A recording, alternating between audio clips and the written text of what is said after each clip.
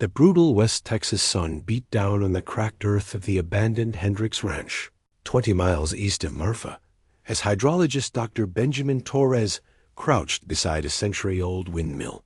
On August 15, 2019, the drought had dried up the old ranch well, exposing secrets the desert had hidden for nearly a decade. What Torres saw at the bottom of the 30-foot shaft would finally break open a mystery that haunted Presidio County: the disappearance of Marcus and Elena Reeves. The couple, both 28 and newly married, had vanished on September 12, 2011, during a camping trip to the Marfa area. Their story had faded from headlines, but never from the minds of their family or the tight-knit community. Now, skeletal remains 2 sets, intertwined as if in a final embrace, had surfaced from the darkness. A discovery that changed everything. Torres, shaken, immediately called the Presidio County Sheriff's Office. Within an hour, Sheriff Martha Gonzalez and Deputy Clayton Murdoch were on scene, their faces grim as they peered into the well. "How long you think they've been down there?" Murdoch asked, his voice carrying the drawl of a man shaped by the desert. "Hard to say," Gonzalez replied, "but it's been years." News traveled fast in Marfa. 3 hours later, Sarah Reeves, Marcus's sister, received the call she'd been dreading and hoping for since the day her brother and his wife disappeared. Gonzalez's voice was heavy. "We found 2 sets of remains in an old well. The location matches where your brother's truck was found. We'll need dental records, but the evidence suggests it's Marcus and Elena." Sarah's world spun. She'd spent 8 years searching, hiring private investigators, posting flyers, and driving every back road in 3 counties. Now, with a single phone call, the hope that her brother and sister-in-law might have simply started a new life somewhere was finally, painfully, extinguished. A cold case reopened. Sarah drove from Austin to Marfa. Retracing the route, Marcus and Elena had taken on what was supposed to be a joyful adventure. She checked into the Hotel Pisano, the same place. The couple had stayed there last night. Locals recognized her.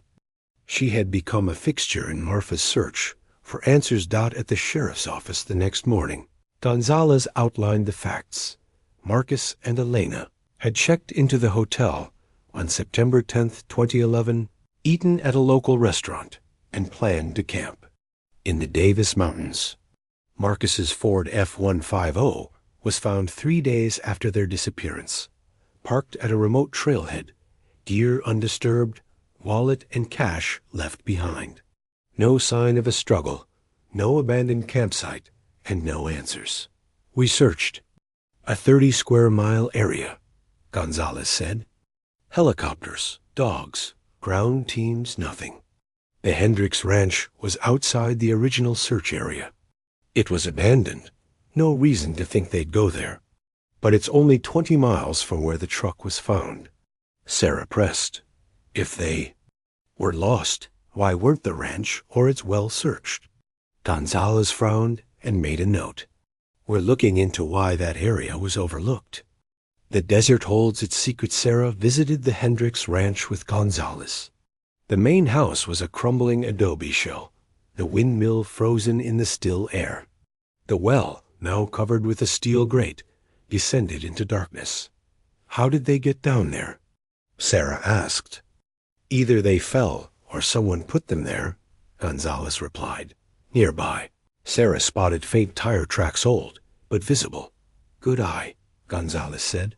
"We'll get forensics out here." Back in town, Sarah visited the Marfa Public Library, where librarian Rosa Martinez recalled the ranch's dark reputation: missing livestock, strangers who vanished, and a family that had left the property decades ago. Martinez remembered a tall, quiet man, possibly a deputy, who had studied maps of the area after Marcus and Elena disappeared. At the Kashina restaurant, owner Janet recalled the couple's last meal and a deputy giving them advice about camping. "Spots. Tall, weathered, pale eyes," she said. The description matched Deputy Murdoch, one of the original investigators. Confronted, Murdoch claimed he'd spoken to many people during the search, but his hands shook as he denied remembering. Marcus and Elena specifically. Later, Sarah noticed his patrol car parked outside her hotel, and when she challenged him, he warned, "You be careful out there, Miss Reeves. Accidents happen all the time." Evidence and intimidation. The medical examiner confirmed the remains were Marcus and Elena. Both had suffered blunt force trauma to the head. Elena's wedding ring, still inscribed "Forever Yours," was found with her remains. More troubling, a tarnished law enforcement badge issued to Murdoch in 1994 and reported lost in 1998 was found in the well. Gonzalez called Murdoch in for questioning. He denied involvement, but could not explain how his badge ended up at the crime scene. Placed on administrative leave, Murdoch's behavior grew erratic. Sarah's rental car tires were slashed, and a note, "Stop looking for trouble. Some things are better left buried," was left on her windshield. That night, someone tried to break into her hotel room. Gonzalez insisted on protective custody, but Sarah refused to leave. "Someone killed my brother, and they're trying to scare me off." That just proves we're on the right track. A confession. And a twist when forensics uncovered blood evidence and broken camping gear at another abandoned property. The net closed around Murdoch. As officers prepared to arrest him, Murdoch barricaded himself in his house. In a desperate phone call to Sarah, he confessed, Marcus and Elena had accidentally discovered a drug cache while camping. Murdoch, being paid to look the other way, confronted them. In a struggle, he shot Marcus, and Elena died fleeing in panic. He disposed of their bodies in the well and covered up the crime for 8 years. Murdoch surrendered and confessed in detail, but days later, he attempted suicide in his cell, leaving a note. "I didn't kill them. I covered up for the real killer because I was scared." The truth is buried with them. The real killer unmasked Sheriff Gonzalez, and Sarah began to reconsider the evidence. Forensic analysis found tire tracks from a third vehicle at the crime scene. The investigation turned to those involved in the original search and the drug operation. One name stood out, District Attorney James Harrison, who had coordinated the search and discouraged charges against Murdoch. Murdoch, recovering in the hospital, finally told the full story. Harrison had been at the scene the night Marcus and Elena died, checking on the drug drop. He killed the couple and pressured Murdoch to help cover it up, threatening to destroy him if he refused. Harrison was arrested, and a wider investigation uncovered a pattern of murders stretching back more than a decade. Victims who had stumbled upon his criminal activities or threatened to expose him. In total, 12 victims were found in wells across Presidio County. Justice and aftermath. The trial was a media sensation. Harrison was convicted of multiple murders and sentenced to death.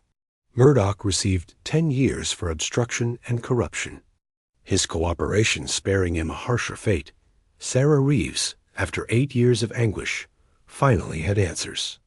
She established a foundation in Marcus and Elena's memory to help families of the missing, and her advocacy led to the passage of the Marcus and Elena Reeves Act, which reformed how Texas investigates disappearances. At the now sealed well on the Hendricks Ranch, a simple memorial marks the spot where the desert's silence was finally broken.